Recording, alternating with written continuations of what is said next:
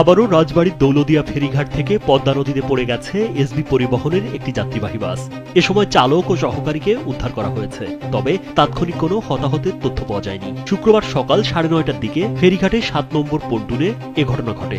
বিষয়টি নিশ্চিত করেছেন বিআইডব্লিউটিসি দৌলদিয়া ঘাট শাখার সহকারী মহাব্যবস্থাপক মোহাম্মদ সালাউদ্দিন। তিনি বলেন, সকাল 9:30টার দিকে কুষ্টিয়া থেকে ঢাকাগামী এসবি পরিবহনের একটি বাস দৌলদিয়ার 7 নম্বর ফেরিঘাট পন্টুন থেকে নিয়ন্ত্রণ এসেছে, হামজা চলে এসেছে এবং ফায়ার সার্ভিস, কোস্টগার্ড এবং বিআরডব্লিউটি এর ডুবুর ইউনিট তারা এখানে উদ্ধার কার্যক্রম শুরু করে দিয়েছে। ভাই, বাস কি এখানে আছে? ফায়ার সার্ভিসের যারা ডুবুর ইউনিটের সদস্যরা আছেন তারা বলছেন যে বাসটি এখনো পর্যন্ত এখানেই আছে।